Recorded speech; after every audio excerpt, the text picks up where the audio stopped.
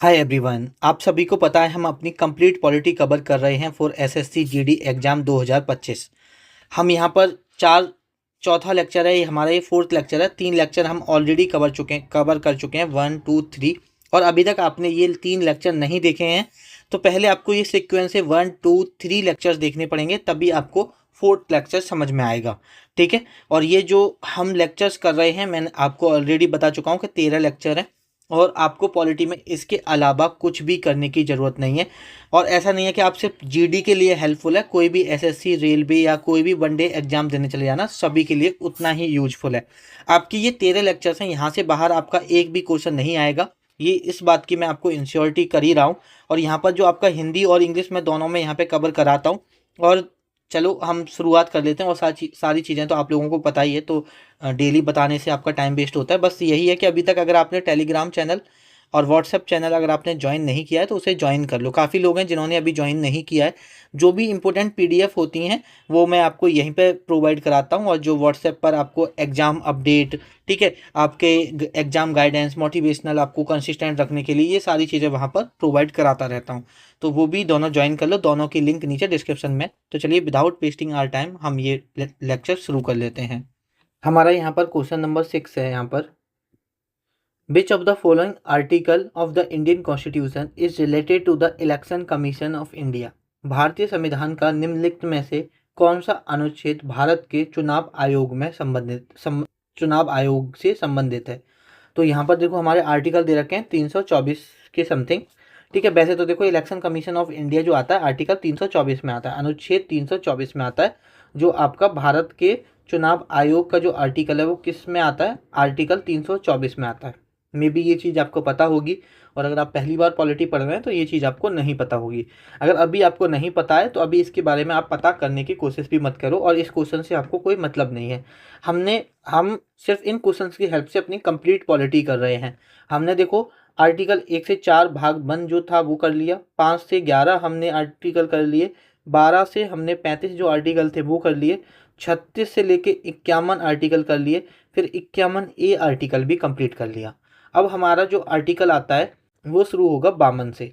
तो देखो आप लगातार एक जगह आर्टिकल लिखो, मैंने आपको पेज भी छोड़ाए थे कि इतने पेज छोड़ दो आर्टिकल के लिए, जिससे कि आप सीक्वेंस में लिखते चलो कि किस आर्टिकल में क्या आता है, जिससे कि आप जब बाद में पढ़ोगे तो आपको रिवीजन करने में बहुत आसान हो, एक जगह ही आपको सारे आर्टिकल लिखे हुए मिल जाए। तो मैं अब आपको आर्टिकल 52 कराऊंगा, और धीरे धीरे हम इस आर्टिकल को भी टैकल करेंगे। या जैसे इससे पहले जो आर्टिकल था 124 वाला, ठीक है, वो सारे आर्टिकल मैं आपको कराऊंगा। लेकिन पहले हम सीक्वेंस से लेके चल रहे हैं। 324 पे जब पहुंचेंगे तो तब हम करेंगे, और शुरू के 15-20 क्वेश्चन में ही हम लगभग 50 to 70% आपकी पॉलिटी खत्म कर लेंगे, इन्हीं में ज़्यादा टाइम लग रहा है। ठीक है, नहीं तो फिर तो बहुत सारे क्वेश्चन ऐसे आएंगे जो हम ऑलरेडी इन आर्टिकल्स वगैरह कर चुके हैं, तो आराम से 1 सेकंड में उन क्वेश्चन को उड़ा देंगे। अभी हम पढ़ रहे हैं तो इसलिए हमें थोड़ा टाइम ज़्यादा लग रहा है। अभी हम यहाँ पर आर्टिकल शुरू करते हैं 52 से। ये क्वेश्चन नोट डाउन वगैरह करने की कोई ज़रूरत नहीं है, इसे बस रेफरेंस के लिए ये क्वेश्चन लिए गए हैं, वरना मैं आपको कंप्लीट पॉलिटी करा रहा हूँ। तो इसलिए हमारा जो अब शुरू होता है आर्टिकल कौन सा शुरू होगा, आर्टिकल 52 से शुरू होगा यहाँ पर। तो आप यहाँ पर डालो, हम पार्ट 4A तक कर चुके हैं, तो अब हमारा जो पार्ट पढ़ेंगे हम पार्ट 5 पढ़ने वाले हैं, भाग 5वां पढ़ने वाले हैं। ठीक है। और इस भाग में क्या दे रखा है, यूनियन के बारे में दे रखा है, द यूनियन के बारे में दे रखा है, द यूनियन। और ये आर्टिकल के द यूनियन को क्या बोला जाता है हिंदी में, संघ के बारे में दे रखा है एक तरह से, है ना। और यहाँ पर सॉरी क्या बताने वाला था मैं, किस आर्टिकल से किस आर्टिकल तक आते हैं, तो यहाँ से लेके 52 से लेके 151 तक ये आता है। इसमें सब कुछ मिल जाएगा आपको, प्रेसिडेंट के बारे में मिल जाएगा, सुप्रीम कोर्ट के बारे में मिल जाएगा, ठीक है, पार्लियामेंट के बारे में मिल जाएगा। इसमें तो बहुत चीज़ें आप पढ़ने वाले हो। इसमें पता है क्या करा है, हमारा जो कॉन्स्टिट्यूशन बनाया था उसे चैप्टर्स में डिवाइड कर दिया है। कि जैसे हमारा चैप्टर 1 है, चैप्टर 1 आपका बात करेगा किसके बारे में, एग्जीक्यूटिव के बारे में, कार्यपालिका के बारे में, जहाँ जिसमें आप प्रेसिडेंट वाइस प्रेसिडेंट के बारे में पढ़ोगे। फिर उसके बाद चैप्टर 2 पार्लियामेंट का है। फिर आपके ऐसे करके आपका सुप्रीम कोर्ट का अलग चैप्टर है। तो ऐसे चैप्टर डिवाइड कर रखे हैं। ठीक है। तो अभी हम चैप्टर 1 डाल के हेडिंग आप डालो द एग्जीक्यूटिव। ठीक है। यहाँ पर चैप्टर 1 में क्या है, एग्जीक्यूटिव, कार्यपालिका। अब इसमें हम सबसे पहले किसके बारे में पढ़ते हैं, राष्ट्रपति के बारे में पढ़ते हैं, प्रेसिडेंट के बारे में पढ़ते हैं। तो यहाँ पर जो प्रेसिडेंट है आपका, आप प्रेसिडेंट के जो आर्टिकल है ना, वो 62 तक तो लगातार आते हैं, फिर 72 भी उसी का होता है आर्टिकल, राष्ट्रपति का ही, और 123 भी उसी का होता है, 143 भी उसी का होता है। ठीक है, तो ये सारे आर्टिकल हम पढ़ने वाले हैं। तो आप आर्टिकल डालो। हम 51 तक पढ़ चुके हैं। आर्टिकल 52, आर्टिकल 52 कहता है राष्ट्रपति होगा हमारे देश में एक, उसके बारे में, राष्ट्रपति के पद के बारे में यहाँ पर दे रखा है। तो यहाँ पर डाल दो राष्ट्रपति का पद। मोस्ट इम्पोर्टेंट है, हजारों बार पेपर में पूछा गया है डिफरेंट एग्जाम्स में कि जो प्रेसिडेंट है वो किस उसमें आता है। ठीक है, आर्टिकल 53, आर्टिकल 53 में आता है executive power, executive power of union. देखो ये भी मैं ये आपको सारे ट्रिक के साथ याद कराऊंगा, ये भी इम्पोर्टेंट है आपका। अभी कई बार पेपर में पूछा गया है संघ की कार्यकारी शक्ति, संघ की कार्यकारी शक्ति। तो बेसिकली जो संघ की कार्यकारी शक्ति है वो किस पर बेस्टेड होती है, executive power of union vested to president. ठीक है, ये चीज ध्यान रखना। उसके बाद आर्टिकल 52, ये सॉरी 54, ये सारे आर्टिकल ये इलेक्शन के बारे में बात करता है। जो प्रेसिडेंट का इलेक्शन होता है ना, उसके बारे में, प्रेसिडेंट इलेक्शन के बारे में बात करता है, निर्वाचन के बारे में बात करता है, क्या प्रोसेस है, क्या चीज़ें हैं, इलेक्शन कैसे होगा, कौन करेगा, ये सब हमारा आर्टिकल 54 में आता है। आर्टिकल 55, आर्टिकल 55 आपका कहता है मैनर्स ऑफ इलेक्शन के बारे में आता है। यहाँ पर मैनर्स ऑफ इलेक्शन के बारे में आता है, यहाँ पर मैनर्स ऑफ इलेक्शन के बारे में आता है। मतलब आपका जो इलेक्शन के मैनर्स हैं, तरीके हैं, वो क्या है, चुनाव के तरीके। ठीक है, और आर्टिकल 56, आर्टिकल 56 आपका कहता है कार्यकाल के बारे में बताता है basically, term of office, term of office के प्रेसिडेंट का जो टर्म है, कार्यकाल है, वो क्या रहेगा, कैसे रहेगा, कब वो रिजाइन, मतलब रिजाइन देने के बाद अगर कोई मतलब रिजाइन देगा तो क्या प्रोसेस है, ये कितना टाइम पीरियड है, ये सारी चीज़ें उसमें एक तरह से दे रखी हैं आर्टिकल 56 में। आर्टिकल 57, आर्टिकल 57 कहता है री इलेक्शन के बारे में, कि अगर प्रेसिडेंट का री इलेक्शन करवाना पड़ा तो उसकी क्या कंडीशंस हैं, पुनर्निर्वाचन।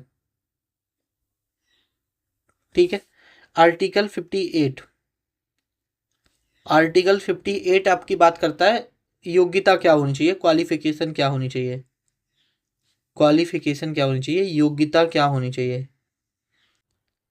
ठीक है, और आर्टिकल 59, आर्टिकल 59 आपका बात करता है condition of office, condition of office, office की कुछ शर्तें हैं उसके बारे में बात करता है। उसके बाद आर्टिकल 60, आर्टिकल 60 बात करता है ओथ के बारे में, शपथ के बारे में।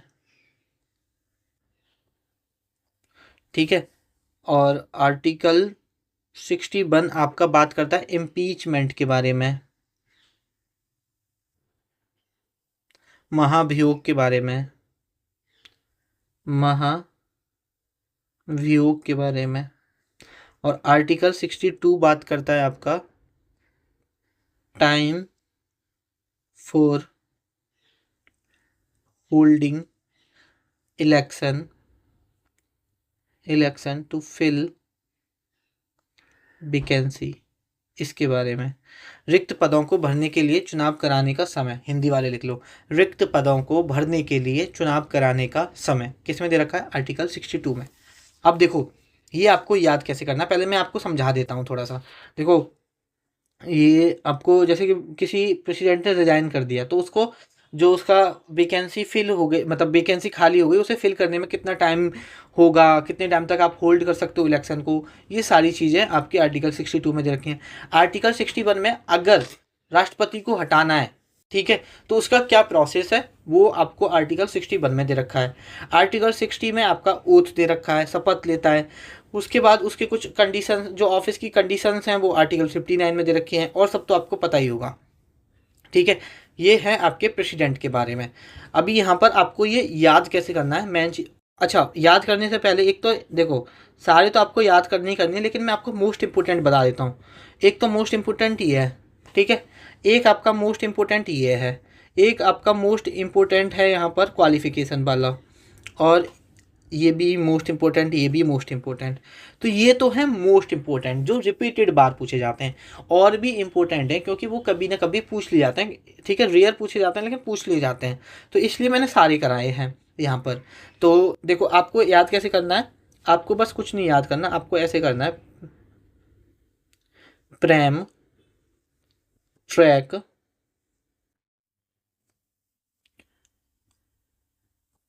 प्रेम ट्रैक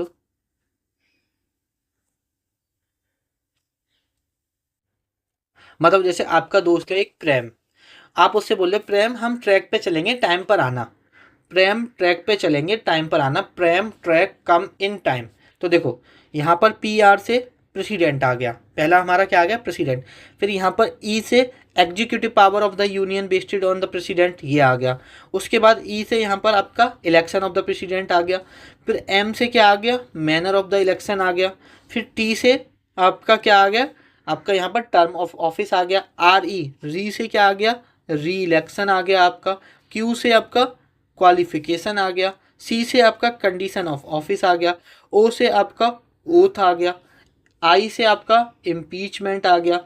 टी से आपका time for holding election to fill vacancy आ गया। तो ये प्रेसिडेंट के आपके सारे आर्टिकल इस तरह से आप याद कर सकते हो। मैंने यहाँ पर आपको लिख के ये जो आपके स्मॉल में लिखे हुए हैं, मतलब वो आपके उनका कोई मतलब नहीं है, जो कैपिटल में है उन्हीं से आपके ये ट्रिक बना दी।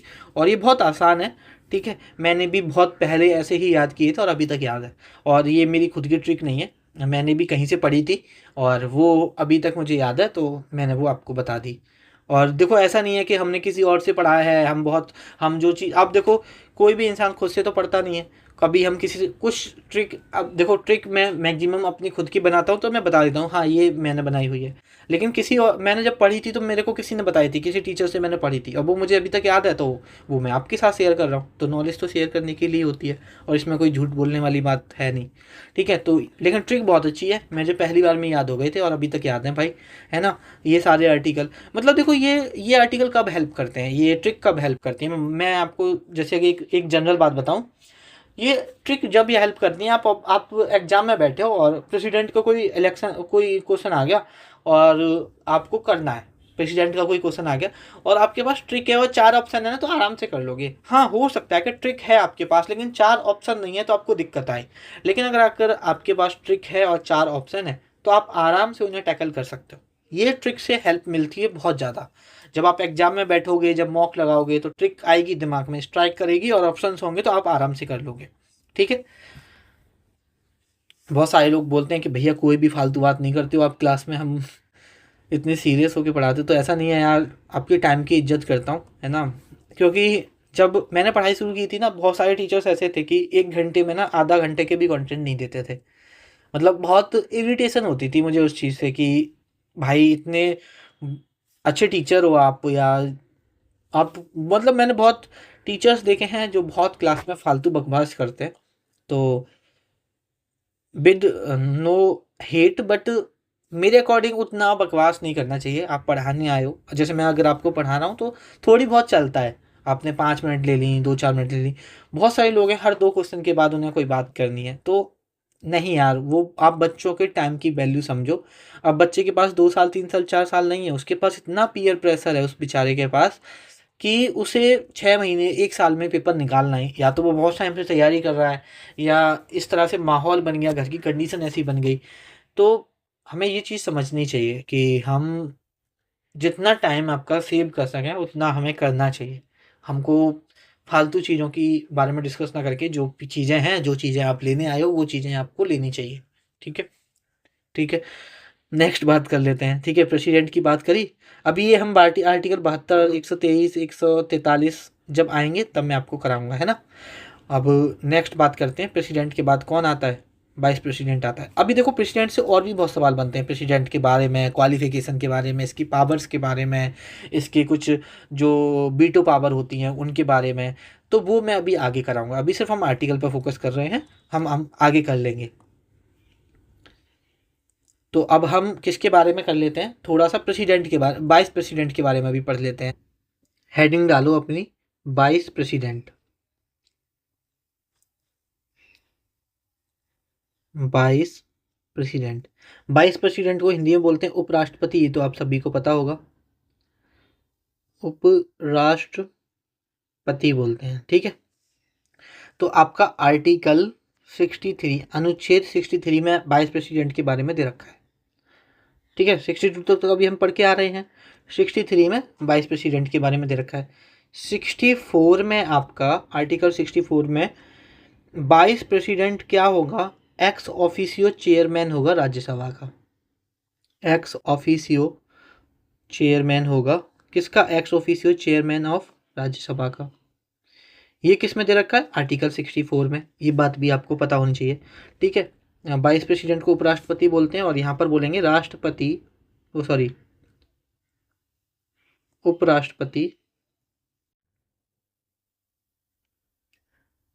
उपराष्ट्रपति ही राज्यसभा का, राज्यसभा का सभापति होगा, सभापति होगा। देखो अभी हम पार्लियामेंट, अभी हमने पढ़ी नहीं है, जब हम पार्लियामेंट पढ़ेंगे तो तब देखेंगे। पार्लियामेंट में आपका क्या दे रखा है, पार्लियामेंट में आपका लोकसभा राज्यसभा दे रखा है। ठीक है, तो लोकसभा में स्पीकर होता है और राज्यसभा में उसका चेयरमैन होता है। तो राज्यसभा में, राज्यसभा का जो चेयरमैन होता है वो कौन होता है, वो ही वाइस प्रेसिडेंट, मतलब वाइस प्रेसिडेंट ही एज अ चेयरमैन बनाया, चेयरमैन होता है। अगर कोई देश का वाइस प्रेसिडेंट है तो वही चेयरमैन है राज्यसभा का। तो ये आर्टिकल 64 कहता है। ठीक है, आर्टिकल 65, आर्टिकल 65, आर्टिकल 65, देखो वाइस प्रेसिडेंट ही एज अ प्रेसिडेंट काम करता है। कब, जब आपका प्रेसिडेंट क्या है, एब्सेंट है। तो लिख लो, राष्ट्रपति, राष्ट्रपति की एब्सेंस में, अनुपस्थिति में, एब्सेंस में वाइस प्रेसिडेंट ही कार्यवाहक राष्ट्रपति होता है, कार्यवाहक राष्ट्रपति होता है। देखो या तो ऐसा है कि जो प्रेसिडेंट है राष्ट्रपति होता है, प्रेसिडेंट जो हमारे राष्ट्रपति हैं वो लंबे समय के लिए कहीं फॉरेन वगैरह किसी विजिट पे गए, तो उस वक्त प्रेसिडेंट के जो सारे कार्य हैं वो कौन करेगा, वाइस प्रेसिडेंट करेगा। या प्रेसिडेंट की डेथ हो जाती है, तब तक दूसरा प्रेसिडेंट नहीं आ रहा, तब तक वाइस प्रेसिडेंट ही एज अ प्रेसिडेंट एक्ट करेगा। या किसी भी सिचुएशन में अगर प्रेसिडेंट की सीट वेकेंट है तो उस वक्त हमारा प्रेसिडेंट, एज अ प्रेसिडेंट कौन काम करेगा, वाइस प्रेसिडेंट करेगा। अच्छा, आप एक और सवाल कह सकते हो भैया कि चलो ऐसा भी हुआ है हमारे देश में, जब मोहम्मद हिदायतुल्लाह को जो जजेस थे, चीफ जस्टिस ऑफ इंडिया थे, और वो प्रेसिडेंट काम किया था उन्होंने। वो कब किया था कि आपके प्रेसिडेंट थे, उनकी डेथ हो गई, वाइस प्रेसिडेंट ने रिजाइन कर दिया, तब मोहम्मद हिदायतुल्लाह जो चीफ जस्टिस ऑफ इंडिया थे उन्होंने एज अ प्रेसिडेंट काम किया था। कि अगर प्रेसिडेंट भी ना हो और वाइस प्रेसिडेंट भी ना हो तो हमारे एज ए प्रेसिडेंट कौन एक्ट करेगा, जो हमारा सर्वोच्च न्यायालय, सुप्रीम कोर्ट का जो चीफ जस्टिस ऑफ इंडिया होगा। ठीक है, तो ये चीज़ अभी बाद में मैं लिखवाऊंगा जब हम आगे पढ़ रहे होंगे तो, लेकिन अभी आपको लिखने की जरूरत नहीं है, जस्ट समझा रहा था। आर्टिकल 66, आर्टिकल 66 में आता है इलेक्शन, निर्वाचन। ठीक है, किसका, वाइस प्रेसिडेंट का। आर्टिकल 67 में टर्म ऑफ ऑफिस,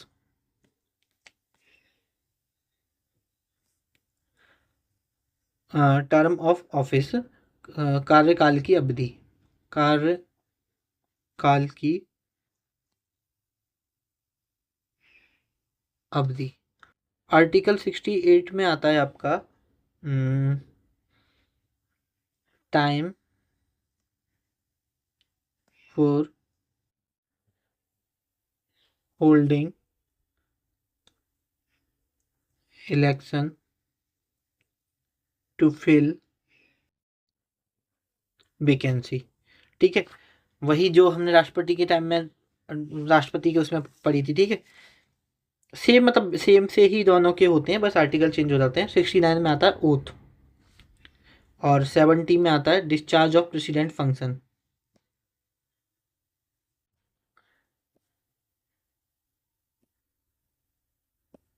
ओथ को बोलते हैं हिंदी में शपथ। फंक्शन। उसके बाद आर्टिकल 71 में आता है आपका matter related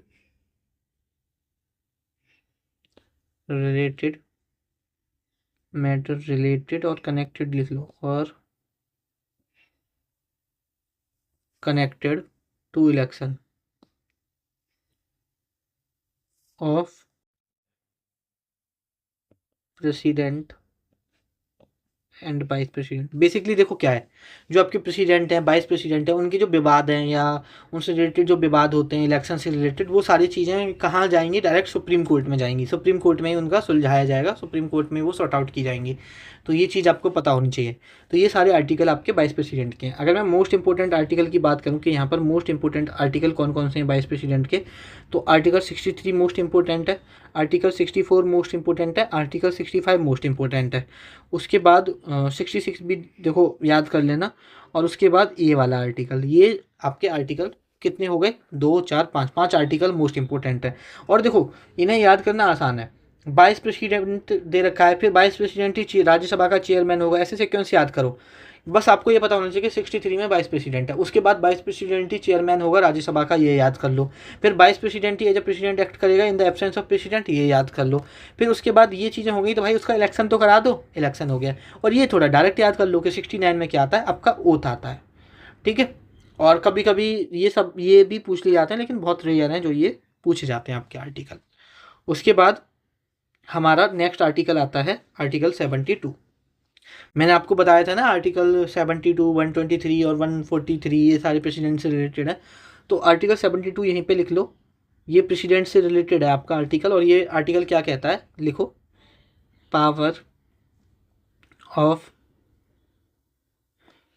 power of president to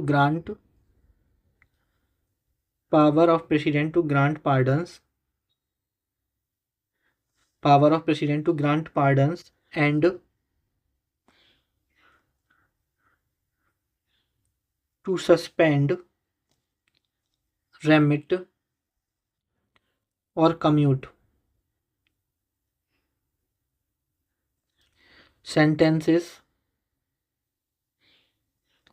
in certain cases।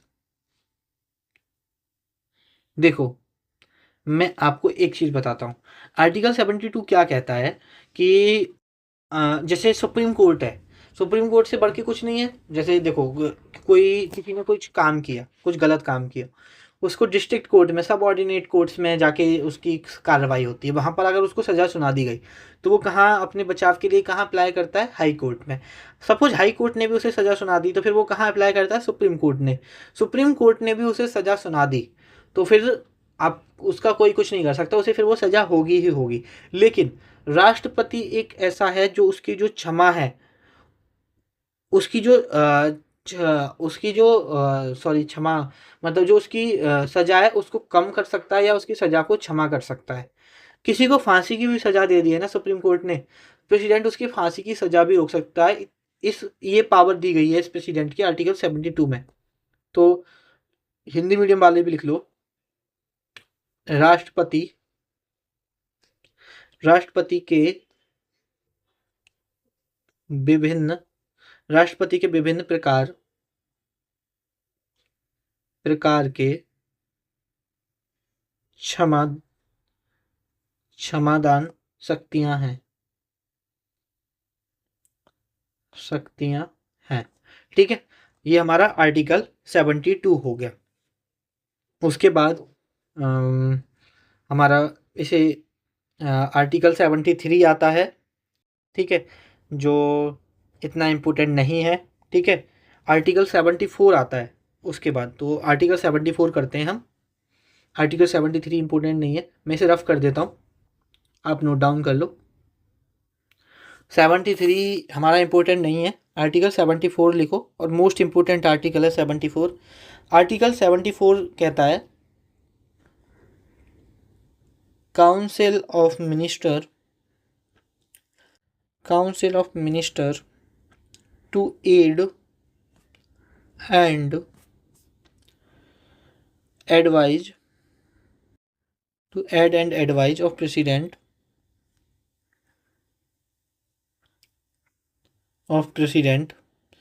और मतलब बेसिकली क्या होगा, एक काउंसिल ऑफ मिनिस्टर्स बनाई जाएगी जो कि ऐड और एडवाइज करेगी प्रेसिडेंट को, और जो काउंसिल ऑफ मिनिस्टर होगा ना, मिनिस्टर्स होगा काउंसिल ऑफ मिनिस्टर्स, उसका जो हेड होगा, वो हेड कौन होगा, उस हेड को बोला जाएगा पीएम।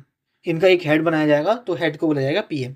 तो आपसे अक्सर सवाल बन जाता है कि काउंसिल्स ऑफ मिनिस्टर्स का जो हेड है वो कौन है, तो वो है आपके वो सॉरी जो आपका प्रधानमंत्री है वो किस आर्टिकल में आता है, तो आर्टिकल 74 में आता है। ये चीज़ ध्यान रखना, ठीक है।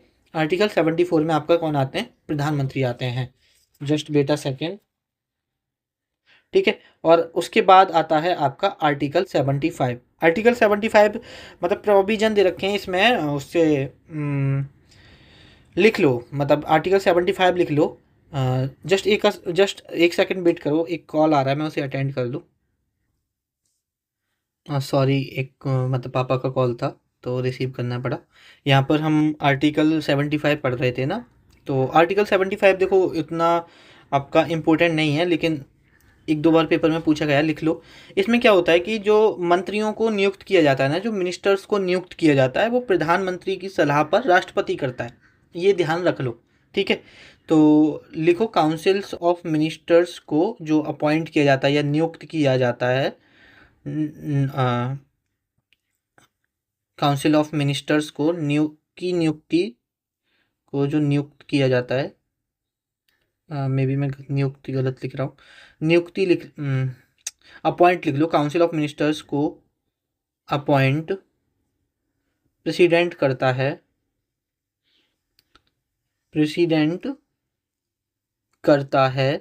और किसकी सलाह पर करता है, प्रेसिडेंट करता है प्रधानमंत्री की सलाह पर, प्रधानमंत्री की सलाह पर। यह चीज़ आप याद रखना आर्टिकल 75 में। इसके बाद आता है हमारा आर्टिकल 76। आर्टिकल 76 इतना इम्पोर्टेंट है, बहुत ज़्यादा इम्पोर्टेंट है, कई बार पेपर में पूछा गया आर्टिकल 76। आर्टिकल 76 में जिक्र है हमारा अटॉर्नी जनरल के बारे में, attorney general for India. Attorney general कौन होता है, हाईएस्ट लॉ ऑफिसर होता है। अटॉर्नी जनरल कौन होता है, आपका हाईएस्ट लॉ ऑफिसर होता है, हाईएस्ट लॉ ऑफिसर होता है, कई बार पूछते हैं, ठीक है। अटॉर्नी जनरल कौन है, इस बात का आपको नीचे कमेंट करके बताना है कि अभी हमारे अटॉर्नी जनरल कौन है। हाईएस्ट लॉ ऑफिसर होता है ये अटॉर्नी जनरल, और हिंदी में अटॉर्नी जनरल को क्या बोलते हैं, महान्यायवादी। बेसिकली जो भी आपके गवर्नमेंट के, जो यूनियन गवर्नमेंट के, सेंट्रल गवर्नमेंट के जो भी केसेस होते हैं, उनको यही सलाह देता है और यही उन चीज़ों को लड़ रहा होता है। तो attorney general for India highest law officer होता है यूनियन गवर्नमेंट का, तो ये ध्यान रखना, पेपर में कई बार सवाल पूछा गया है, ठीक है। उसके बाद आर्टिकल 77 आता है, उतना इम्पोर्टेंट नहीं है, ठीक है। आर्टिकल 77 में बेसिकली ये दे रखा है, कुछ मत करो, ठीक है, मैं ज़्यादा नहीं कराना चाहता हूँ। उसके बाद आर्टिकल 78 लिख लो, वो इम्पोर्टेंट है। आर्टिकल 78 देखो, मैं एक तो आप इसको वैसे लिख लो, अगर जैसे लैंग्वेज फॉर्म में लिखना चाहो तो वैसे लैंग्वेज फॉर्म में लिख सकते हो, लेकिन आप ऐसे लिख सकते हो कि आपका प्राइम मिनिस्टर जो है, जो प्राइम मिनिस्टर की ड्यूटी बनती है कि वो इन्फॉर्म करता है सारी संसद में क्या चल रहा है, उसकी इन्फॉर्मेशन देता है प्रेसिडेंट को। तो बेसिकली काउंसिल ऑफ मिनिस्टर से सलाह करके प्राइम मिनिस्टर प्रेसिडेंट्स को क्या देता है, इन्फॉर्मेशन देता है कि देखो ये चीज़ें ऐसे होनी है ऐसे। तो बेसिकली प्राइम मिनिस्टर एक बीच का इंसान है जो कि काउंसिल ऑफ मिनिस्टर की चीज़ों को सुन के प्रधानमंत्री को उस चीज़ को इन्फॉर्म कर रहा होता है। आप ऐसे लिखो आर्टिकल 78 को, duties of prime minister, duties of PM as respect to furnishing the information, furnishing the information to the president, Hindi medium वाले लिख लो। पीएम का ये कर्तव्य होगा कि संसद की कार्यवाही, पीएम का ये कर्तव्य होगा कि संसद के कार्यवाही की जानकारी राष्ट्रपति को दे। ठीक है, ये पीएम का कर्तव्य है। अब देखो हमने चैप्टर वन में क्या क्या पढ़ लिया, मैंने आपको पढ़ाया ना कि देखो पूरा जो यूनियन दे रखा है आर्टिकल 52 से स्टार्ट है हमारा 151 तक। मैंने आपको चैप्टर वन में बोला कि चैप्टर वन में हमने प्रेसिडेंट के बारे में एग्जीक्यूटिव करके दे रखा है, हमारा कार्यपालिका एग्जीक्यूटिव। ठीक है, यहाँ पर हमने प्रेसिडेंट पढ़ लिया, हमने वाइस प्रेसिडेंट पढ़ लिया, अटॉर्नी जनरल ऑफ इंडिया पढ़ लिया, प्राइम मिनिस्टर हमने पढ़ लिया। अब इसके बाद दूसरा चैप्टर स्टार्ट होता है हमारा, वो है हमारा पार्लियामेंट का। तो हम दूसरे चैप्टर के आर्टिकल पार्लियामेंट करेंगे जब हमारे नेक्स्ट क्वेश्चन में पूछा जाएगा उसके बाद में।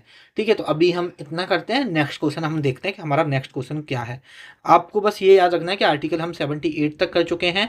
हमारा जो भाग चल रहा है वो 5वां भाग चल रहा है, यूनियन, जिसमें हम चैप्टर वन जो हमारा द एग्जीक्यूटिव वाला चैप्टर वन है वो हमने ख़त्म कर लिया। ठीक है, अब हम नेक्स्ट क्वेश्चन देख लेते हैं कि नेक्स्ट क्वेश्चन क्या है। नेक्स्ट क्वेश्चन है, a government governs with in the bounds established by constitutional law and citizen right. सरकार संवैधानिक कानून और नागरिक अधिकारों द्वारा स्थापित सीमाओं के भीतर शासन करती है। ठीक है, अगर कोई गवर्नमेंट है जो कि बाउंड है कॉन्स्टिट्यूशनल लॉ से, सिटीजन्स राइट से, सारी चीज़ें दे रही है, संवैधानिक कानून है उसमें, वहाँ के नागरिकों के हक हैं। डिक्टेटरशिप क्या होती है? देखो डिक्टेटरशिप होती है कि भाई जो मैं कहूँगा वही अटल सत्ता है, लेकिन यहाँ तो सिटीजन्स राइट्स के बारे में बात हो रही है तो ये तो नहीं होगा। मोनार्की होता है जहाँ पर कोई कॉन्स्टिट्यूशन नहीं है, जो राजा कह देगा वो काम होगा, राजा रानी का रूल, तो ये भी नहीं है। ऑटोक्रेसी मतलब, ठीक है, ऑटोक्रेसी का मतलब होता है कि अपना आप कोई सरकार चल रही है, या ऑटोक्रेटिक आपका कोई एक बंदा है जो आपकी पूरी गवर्नमेंट को चला रहा है, तो वो भी नहीं होगा। डेमोक्रेटिक एक ऐसा गवर्नमेंट है, डेमोक्रेटिक गवर्नमेंट एक ऐसी गवर्नमेंट है जो कि कॉन्स्टिट्यूशन, जिसमें जो डेमोक्रेटिक गवर्नमेंट होती है उनका एक कॉन्स्टिट्यूशन होता है, उनके सिटीजन्स का एक आपका क्या होते हैं, राइट्स होते हैं। तो जहाँ पर कॉन्स्टिट्यूशन हो, कॉन्स्टिट्यूशनल लॉ हो, सिटीजन्स राइट हो, तो वो कैसी गवर्नमेंट हो गई, डेमोक्रेटिक गवर्नमेंट हो गई। तो ये चीज़ आपको पता होनी चाहिए। तो बहुत आसान सा सवाल है, तो इसमें तो कुछ ऐसा मुझे आपको पढ़ाने की ज़रूरत नहीं है। ठीक है, वहीं पर हम नेक्स्ट क्वेश्चन देख लेते हैं। नेक्स्ट क्वेश्चन है हमारा, the language spoken in Jharkhand and parts of central India mainly belongs to which of the following language. अब देखो ये पॉलिटी में क्यों डाल दिया, मतलब ये तो हमें पॉलिटी में सच ऐसा कुछ पढ़ने का इसमें है नहीं, इसे हमें पता है, इसे मैं आपको सारी चीज़ें स्टैटिक जीके में पढ़ाऊँगा। लेकिन अगर देखा जाए, the language spoken in Jharkhand and parts of central India mainly belongs to which of the following language family, जो बेसिकली कह रहा है झारखंड और मध्य भारत के कुछ हिस्सों में बोली जाने वाली भाषाएं मुख्य रूप से निम्नलिखित में से किस भाषा परिवार से संबंधित हैं। ठीक है, कि मतलब वो जो लैंग्वेजेस हैं किस भाषा से फैमिली मतलब संबंधित है, तो वो इसका आंसर होगा ऑस्ट्रो एसिटिक फैमिली। तो अभी आपको ये क्वेश्चन लिखने की भी जरूरत नहीं है, और ये छोड़ भी सकते हो, आप स्किप कर सकते हो। ठीक है, बाद में मैं आपको ये सारी चीज़ें स्टैटिक जीके में हम पढ़ेंगे। ठीक है, उसके बाद हमारा नेक्स्ट क्वेश्चन है, आर्टिकल से रिलेटेड आ गया। Article 163 of the Indian constitution is related to which of the following. Article 163 किससे रिलेटेड है?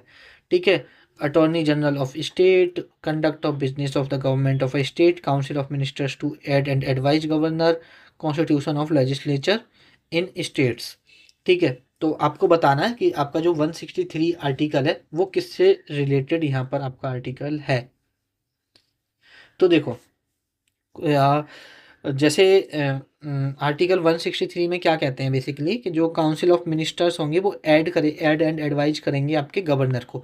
जैसे अभी हमने यहाँ पर अभी हम पढ़ के आ रहे हैं ना इसमें, किस में, यूनियन वाले में। देखो दो चीज़, दो पार्ट में अभी हम यूनियन पढ़ रहे हैं, द यूनियन पढ़ रहे हैं अभी हम। इसमें सिर्फ यूनियन गवर्नमेंट की बात होगी जो हमारी सेंटर में गवर्नमेंट है। उसके बाद में हम द स्टेट के बारे में पढ़ेंगे जो हमारी स्टेट गवर्नमेंट है, उसके बारे में भी हम सेम चीज़ें पढ़ रहे होंगे। ठीक है, तो वहाँ पर हम ये चीज़ें पढ़ेंगे गवर्नर वगैरह के बारे में। अभी हम पढ़ रहे हैं किसके बारे में, प्रेसिडेंट के बारे में, वाइस प्रेसिडेंट के बारे में, इन सब के बारे में। जैसे स्टेट में प्रेसिडेंट होता है वैसे राज्य में आपका गवर्नर होता है। ठीक है, जैसे हमने एक आर्टिकल पढ़ा था 74, मैंने आपको बताया था एक काउंसिल ऑफ मिनिस्टर्स होंगे। ठीक है, जो एड एंड एडवाइज किसको करेंगे, प्रेसिडेंट को। वैसे ही जब हम स्टेट के बारे में पढ़ेंगे तो एक आर्टिकल 160 के तहत काउंसिल ऑफ मिनिस्टर्स होते हैं जो कि एड एंड एडवाइज करते हैं गवर्नर को। ठीक है, यहाँ पर जो काउंसिल ऑफ मिनिस्टर्स के हेड होते हैं वो कौन होते हैं, वो सीएम होते हैं। यहाँ पर जो काउंसिल ऑफ मिनिस्टर्स के हेड होते हैं वो पीएम होते हैं। लेकिन जब हमारा आर्टिकल 163 आएगा तब हम इस चीज़ को पढ़ेंगे। तो अभी आपको ये नोट डाउन करने की जरूरत नहीं है, बस एक थोड़ा सा आपको आइडिया हो जाएगा। ठीक है, अब आर्टिकल से रिलेटेड सवाल आया है तो ऐसा करते हैं, हम आर्टिकल से रिलेटेड हमने 78 तक तो कर चुके हैं, थोड़ा सा और आर्टिकल कर लेते हैं आज। ठीक है, यहाँ पर मैं आपको पार्लियामेंट ख़त्म करा देता हूँ। ठीक है, आप हेडिंग डालो, जस्ट बेटा सेकंड, पार्लियामेंट। ठीक है, पार्लियामेंट आपका जैसे चैप्टर 2 है आपका, है ना। मैंने बताया था ना यूनियन के अंदर चैप्टर, अलग अलग चैप्टर डिवाइड किए हुए हैं। पहले चैप्टर में हमने प्रेसिडेंट के बारे में, वाइस प्रेसिडेंट के बारे में, प्राइम मिनिस्टर के बारे में, ठीक है, ये सारी चीज़ें देख ली। अटॉर्नी जनरल ऑफ इंडिया भी देख लिया। चैप्टर 2 में हमारा क्या है, पार्लियामेंट है। पार्लियामेंट को संसद बोलते हैं। ठीक है, और आपका ये आर्टिकल आते हैं आपके 79 से लेके 122। और ये भी पेपर में पूछा गया था कि जो पार्लियामेंट है उसके आर्टिकल कहाँ से कहाँ तक हैं, तो ये बात आपको पता होनी चाहिए। तो ये हम आर्टिकल 79 से लेके 122 पूरे करते हैं आज। ठीक है, तो देखो आर्टिकल 79 में क्या दे रखा है, आर्टिकल 79 में आपका दे रखा है यहाँ पर, एक सेकेंड,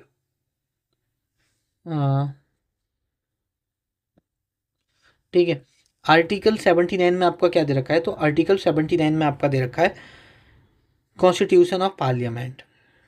कॉन्स्टिट्यूशन ऑफ पार्लियामेंट के बारे में यहाँ पर दे रखा है। कॉन्स्टिट्यूशन ऑफ पार्लियामेंट आर्टिकल 79 कि भारत में एक संसद का गठन होगा, ये किस में दे रखा है, ये किस में दे रखा है, आर्टिकल 79 में दे रखा है। और देखो वैसे तो मैं अभी हम सिर्फ पार्लियामेंट के आर्टिकल कर रहे हैं। ठीक है, चलो मैं अभी नहीं करा रहा, वो बाद में कराऊंगा। ठीक है, वो चीज़ अभी छोड़ो। आर्टिकल 79 में क्या दे रखा है, कॉन्स्टिट्यूशन ऑफ पार्लियामेंट दे रखा है। उसके बाद आर्टिकल 80 में क्या दे रखा है, आर्टिकल 80 में आपका काउंसिल ऑफ स्टेट्स के बारे में दे रखा है। काउंसिल ऑफ स्टेट्स के बारे में दे रखा है। अब काउंसिल ऑफ स्टेट्स क्या है, काउंसिल ऑफ स्टेट्स को ही राज्यसभा बोला जाता है। ठीक है, तो कभी कंफ्यूज मत होना। तो आपसे पूछेंगे राज्यसभा किस आर्टिकल में दी हुई है, तो राज्यसभा आपकी आर्टिकल राज्यसभा किस आर्टिकल में दे रखी है, राज्यसभा आपकी आर्टिकल 80 में दे रखी है। ये चीज़ आप ध्यान रखना। ठीक है, इसे राज्यसभा को अपर हाउस भी बोला जाता है, ये भी चीज़ ध्यान रखना, राज्यसभा को अपर हाउस भी बोला जाता है। उसके बाद आर्टिकल 81 में, आर्टिकल 81 में क्या दे रखा है, हाउस ऑफ द पीपल के बारे में दे रखा है। The house of the people के बारे में दे रखा है। The house of the people के बारे में दे रखा है। इसको बोला जाता है लोकसभा। तो कभी कंफ्यूज मत होना। लोकसभा, लोकसभा आपसे पूछी जाए कि लोकसभा किस आर्टिकल में आती है, तो आप बोलोगे भैया लोकसभा जो आर्टिकल आती है आर्टिकल 81 में आपकी लोकसभा आती है। तो ये बात आपको पता होनी चाहिए। उसके बाद ये काफ़ी इंपॉर्टेंट आर्टिकल है, एक एक आपकी जबान पर रटे होने चाहिए। ठीक है, एक एक आर्टिकल यहाँ पर आपका इम्पोर्टेंट है। उसके बाद आर्टिकल 82, देखो उतना इम्पोर्टेंट नहीं है बट मैं करा रहा हूँ, तो पेपर में एक आध बार पूछा गया है इसीलिए मैं आपको करा रहा हूँ। ठीक है, तो आर्टिकल 82 कहता है रीएडजस्टमेंट आफ्टर ईच सेंसस। इसका मतलब क्या है, ईच सेंसस मतलब देखो इसमें क्या होगा जो आपकी सीट होती हैं कि इसमें राज्यसभा में इतनी सीट है, लोकसभा में इस स्टेट की इतनी सीट है। तो जब आपकी सेंसिस होगी तो जो आपकी जनसंख्या है वो भी बढ़ेगी। तो उस हिसाब से किस राज्य में कितनी सीट वगैरह रखनी है, उन सीटों को रीएडजस्टमेंट कम बढ़ती किया जा सकता है। ये आर्टिकल आपके किस में दे रखा है, 82 में दे रखा है। ठीक है। तो और आपकी जो जन सेंसिस होता है वो हर 10 साल बाद होता है। तो यहाँ पर लिखो प्रत्येक प्रत्येक गणना प्रत्येक गणना प्रत्येक गणना के बाद प्रत्येक गणना के बाद सीटों का समायोजन समायोजन। ठीक है। और ये हो गया आपका 82। उसके बाद 83 मतलब पेपर में पूछा जाता है, फ्रिक्वेंटली नहीं पूछा जाता, बट 82 से 83 ज़्यादा इंपॉर्टेंट है। ठीक है। इसमें दे रखा है सदन की अवधि, ड्यूरेशन दे रखा है, ड्यूरेशन ऑफ पार्लियामेंट। इसमें क्या दे रखा है, ड्यूरेशन ऑफ पार्लियामेंट दे रखा है, पार्लियामेंट का ड्यूरेशन दे रखा है, ड्यूरेशन ऑफ पार्लियामेंट। ठीक है। सदन की अवधि, duration of house of parliament लिखो, हाउस ऑफ पार्लियामेंट। ठीक है। उसके बाद नेक्स्ट है हमारा आर्टिकल 84। ये मोस्ट इंपोर्टेंट है। इसमें क्वालिफिकेशन दे रखा है, qualification qualification for membership of parliament, membership of parliament. Basically ये आर्टिकल कहता है कि संसद की योग्यता के बारे में यहाँ पर बात दी गई है, संसद की योग्यता। और देखो इसे कैसे याद करो, मैं आपको याद कराता हूँ। ऐसे याद करो, 8 और 4 12, मतलब 12 में 12 क्लास तक तो नॉर्मल इंसान पढ़ाई करता है कि 8 और 4 12, मतलब 12th पढ़ा हुआ है, तो वो मतलब 12th नहीं है, बट ऐसे अपने याद कर सकते हो। 8 और 4 12, 12 कर ली, मतलब स्कूल और उसने पास कर लिया, फिर उसे कॉलेज में जाना है, उसकी क्वालिफाई हो गया। उसके बाद ड्यूरेशन कैसे याद करना है कि आप ड्यूरेशन ऐसे याद कर सकते हो, ये देख लेना थोड़ा, है ना। उसके बाद 85, 85 देखो, 85 उतना इम्पोर्टेंट नहीं है। 85 लिखवा देता हूँ, लेकिन उतना इम्पोर्टेंट नहीं है आपका। 85 में क्या था आपका, इसमें बेसिकली जो पार्लियामेंट के सेशंस होते हैं उनको बुलाना, ख़त्म, प्रोपोगेट करना, रिजोल्यूशन करना, वो सारी चीज़ें हैं। एक आध बार पेपर में पूछा गया है, session of parliament, session of parliament, propagation and resolution, propagation and dissolution. ठीक है। इसमें लिखो, इसमें सत्र, सेशन को सत्र बोलते हैं, इसमें सत्र के लिए, इसमें सत्र के लिए बुलाना, बुलाना तथा सत्र को खत्म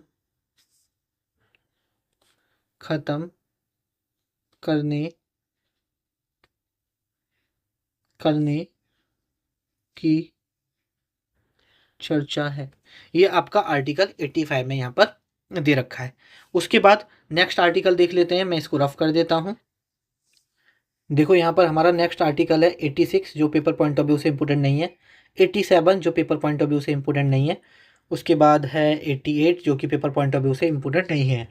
उसके बाद हम बात करते हैं 89 के बारे में। तो 89 आपके पेपर पॉइंट ऑफ व्यू से इम्पोर्टेंट है, क्योंकि 89 में क्या दे रखा है, 89 में आपके दे रखे हैं the chairman and deputy chairman, the chairman and deputy chairman of the council of state. और मैंने बोला था काउंसिल ऑफ स्टेट किसे बोला जाता है, राज्यसभा को। ठीक है। बेसिकली जो आर्टिकल 89 है, इसमें जो राज्यसभा के सभापति और उपसभापति हैं उसके बारे में दे रखा है। ठीक है, आर्टिकल 89 में। तो हिंदी वाले लिख लो, राज्यसभा के सभापति और उप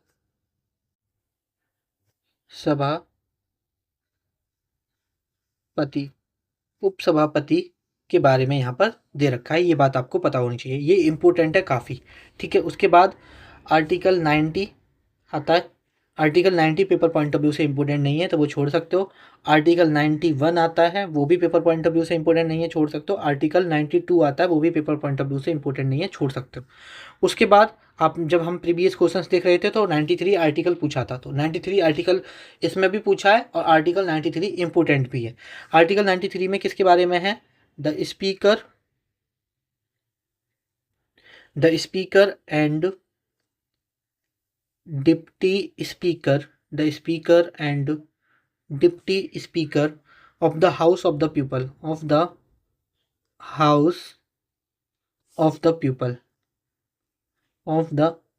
पीपल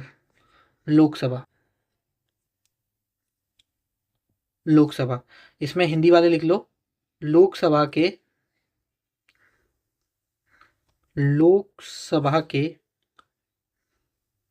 अध्यक्ष और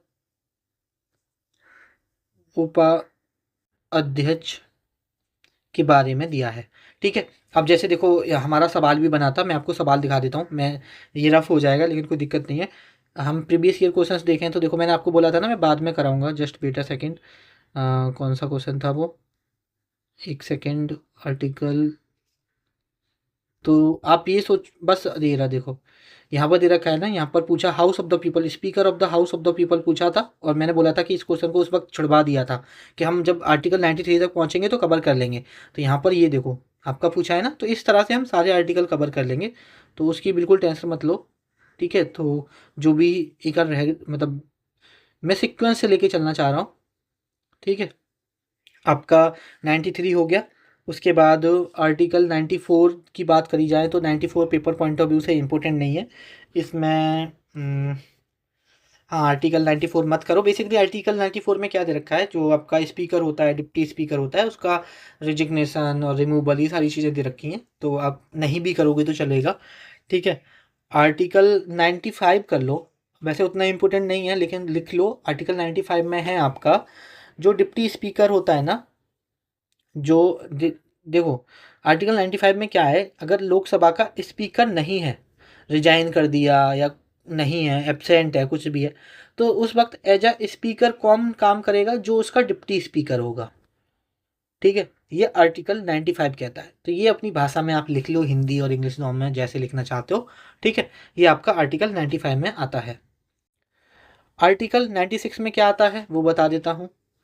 देखो आर्टिकल 96 में बेसिकली ये कहा गया है कि अगर स्पीकर है, कोई डिप्टी स्पीकर है, अगर उसके उसके खिलाफ क्या रिजोल्यूशन चल रहा है रिमूवल का, ठीक है, तो वो प्रिसाइड नहीं कर सकता है ना। ऑब्वियसली बात है, नहीं कर सकता है, लेकिन आपको पेपर पॉइंट ऑफ व्यू से देखो उतना इंपॉर्टेंट नहीं है तो छोड़ भी सकते हो, इसे रहने दो। और उसके बाद आता है 97 इंपॉर्टेंट है। 97 में बात हुई है आपकी salaries and allowances of the chairman and deputy chairman,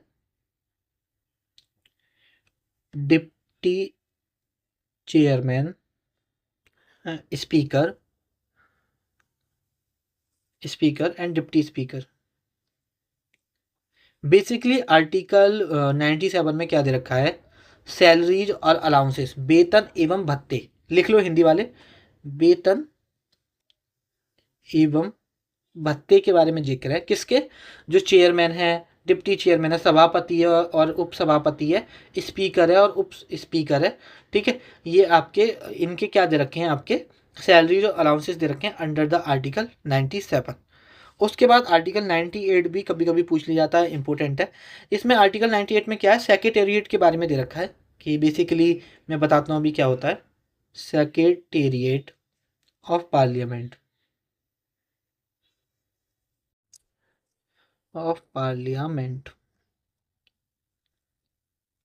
संसद का सचिवालय, संसद का सचिवालय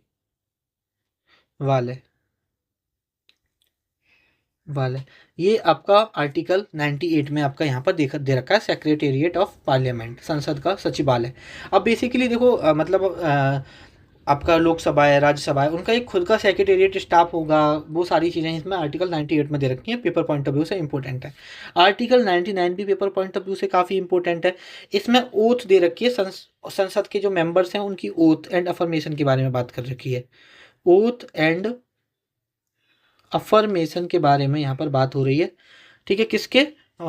oath and affirmation of members of parliament, members of parliament, ठीक है। यहाँ पर जो सांसदों की शपथ के बारे में है, सांसदों की शपथ,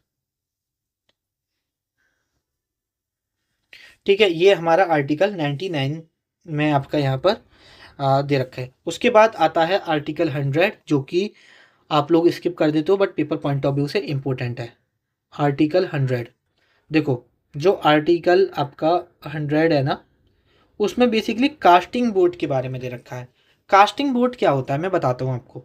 देखो जो स्पीकर होगा ना, जो आपका लोकसभा का स्पीकर है, वो कभी वोट नहीं करता।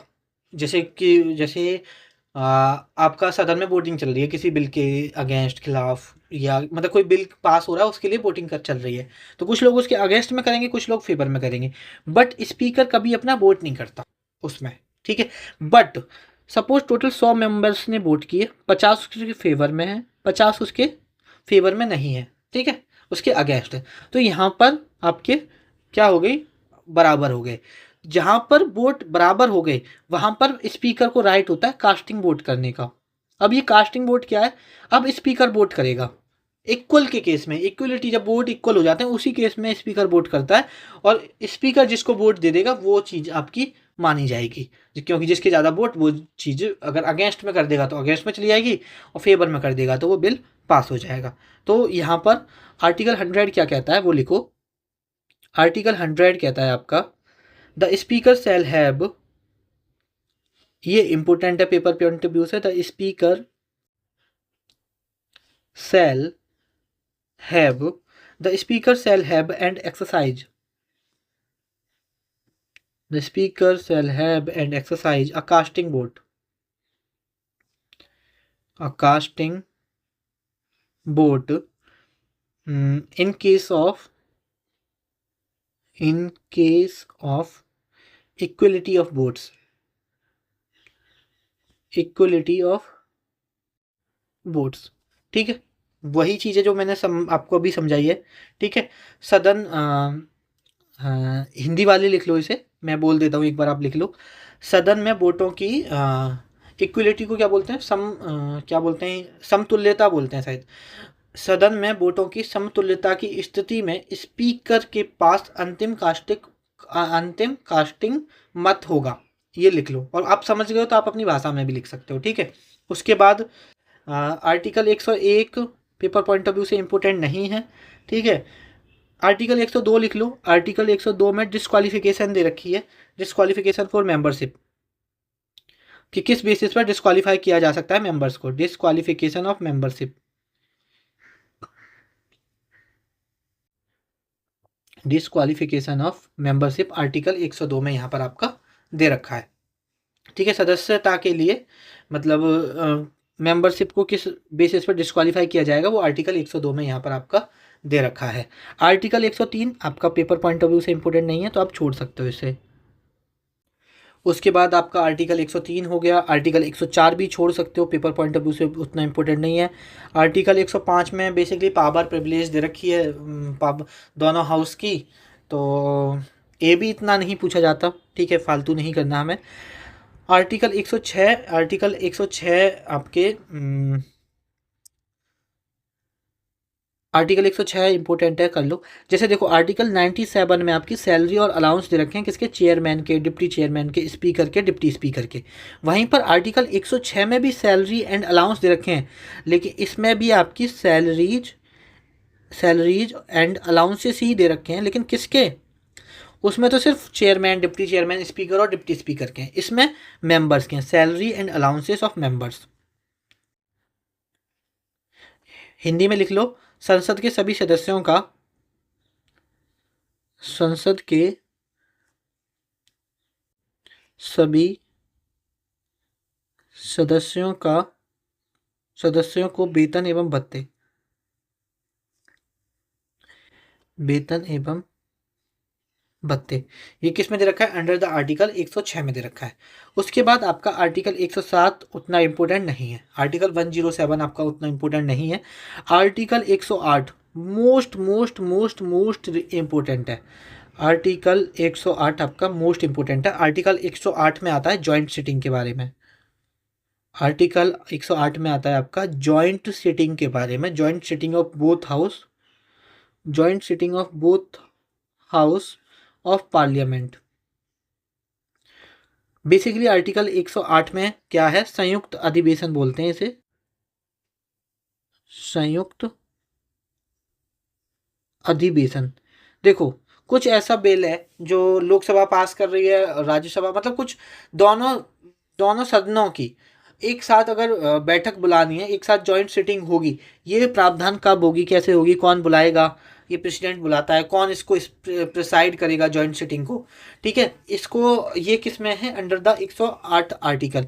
एक और ध्यान रखो, ये जो जॉइंट सिटिंग होती है इसे राज्यसभा, इसका जो प्रेसिडेंट होता है, इसको जो प्रिसाइड करता है, इसको जो प्रिसाइड करता है, जो इसका अध्यक्ष होता है, वो कौन होता है? वो होता है स्पीकर ऑफ लोकसभा। ये चीज़ याद रखना, काफ़ी इंपॉर्टेंट है। स्पीकर ऑफ लोकसभा, लोकसभा का जो स्पीकर है वो इसको प्रिसाइड करता है। और जॉइंट सिटिंग को बुलाता कौन है? राष्ट्रपति बुलाता है। ठीक है, तो ये चीज़ आपको पता होनी चाहिए। आगे मैं जब जॉइंट सिटिंग के बारे में थोड़ा हम देखेंगे तो वो आगे भी मैं ये चीज़ें आपको डिस्कस कर दूंगा, ठीक है, और डिटेल में। यहाँ तो हम ज़्यादातर हमारा जो फोकस है वो आर्टिकल्स पर है कि हमको आर्टिकल करने हैं। उसके बाद आर्टिकल 109 उतना इम्पोर्टेंट नहीं है, लेकिन चलो आर्टिकल 109 लिख लो। इसमें कुछ स्पेशल प्रोसीजर दे रखे हैं,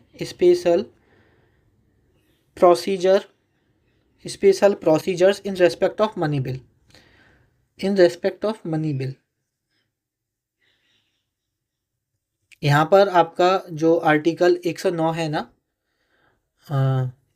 यहाँ पर धन विधेयक के लिए विशेष प्रावधान है कुछ। धन बहुत कम पूछेगा, अगर आपसे पूछेगा तो धन 110 पूछेगा, बहुत बार पूछेगा। धन विधेयक के लिए विशेष प्रावधान, विशेष प्रावधान। अगर हम यहाँ पर बात करते हैं आर्टिकल 110 की, आर्टिकल 110 बहुत इंपॉर्टेंट है। यहाँ स्पेशल प्रोसीजर दे रखे हैं, विशेष प्रावधान दे रखे हैं, बट यहाँ पर मनी बिल के बारे में बात आती है। अगर आपसे पूछे कि मनी बिल किस आर्टिकल में है, तो आपका आर्टिकल 110 में है। मनी बिल को क्या बोलते हैं? धन विधेयक, धन विधेयक।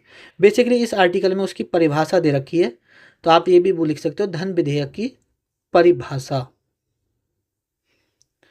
इंग्लिश वाले लिख लो, definition of money bill, definition of money bill. Article 110 काफ़ी इंपॉर्टेंट है, ठीक है। और आर्टिकल 111 भी मनी बिल से ही रिलेटेड है। आप ऐसे याद करो, देखो 110 मैन है मनी बिल, उससे पहले भी मनी बिल, उसके बाद भी मनी बिल। यहाँ पर एसेंट देते हैं,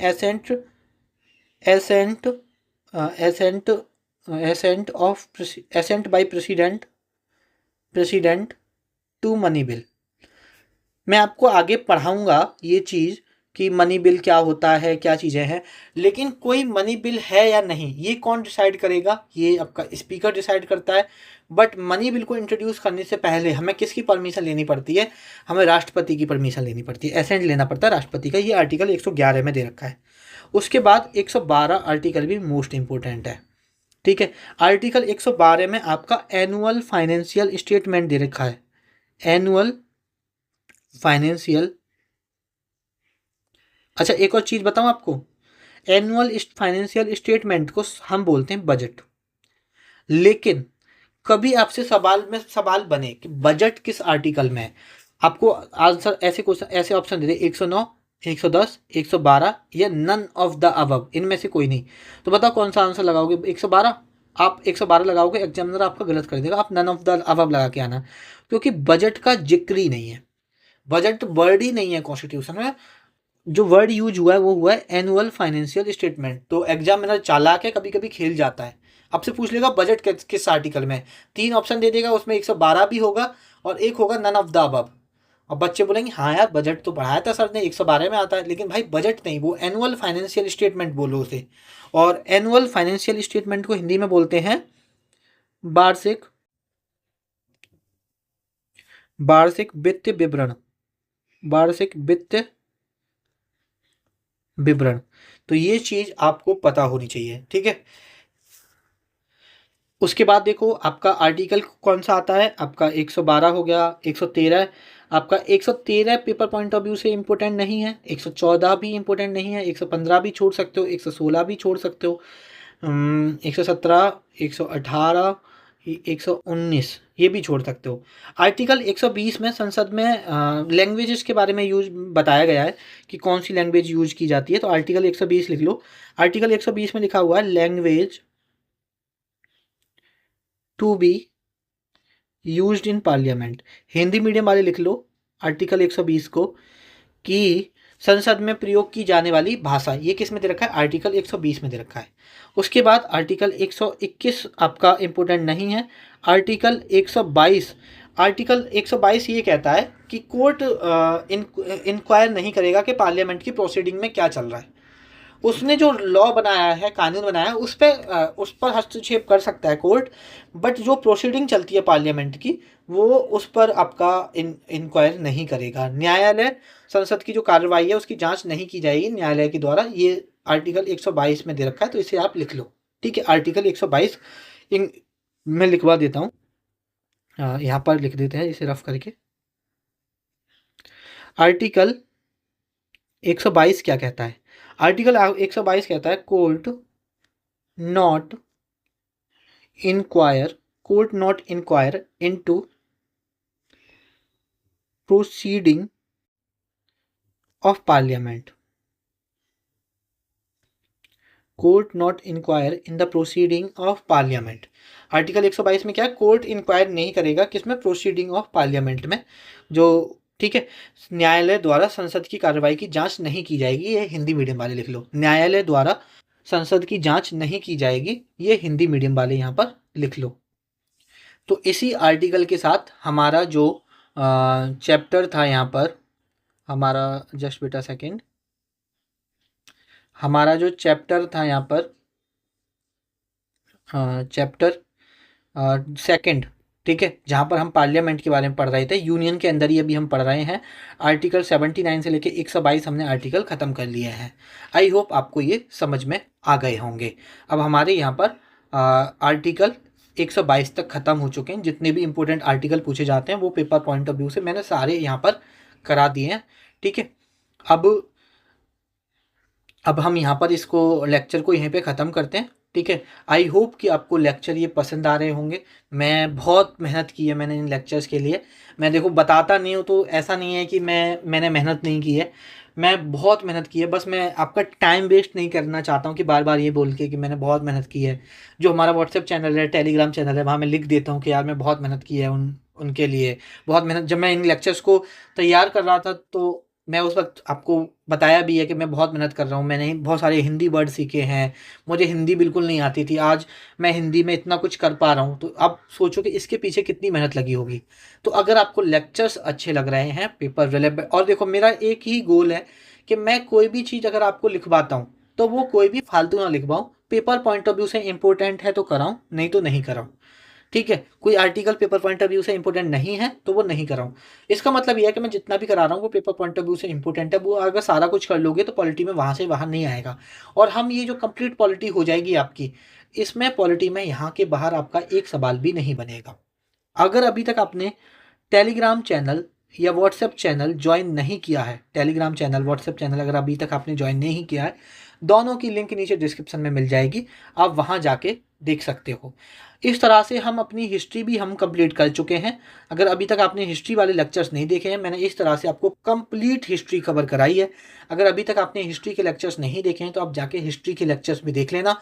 जैसे मैं आपको पॉलिटी कंप्लीट करा रहा हूँ वैसे ही मैंने आपको हिस्ट्री कंप्लीट करा चुका हूँ, ठीक है। और आप हिस्ट्री पॉलिटी यहाँ से पढ़ लो। आपका जो एसएससी जीडी एग्जाम है ना, हम एक स्टेप आगे ही लेके चल रहा हूँ, एक स्टेप मैं आपको हार्ड ही पढ़ा के चल रहा हूँ। यहाँ से बाहर आपका पेपर में आने के सवाल बनते ही नहीं हैं, ये चीज़ अपने दिमाग में डाल लो। आई होप आपको ये लेक्चर्स अच्छे लग रहे होंगे। अपनी हेल्थ का ख्याल रखो, अपना ख्याल रखो। आपसे मुलाकात होगी नेक्स्ट लेक्चर में।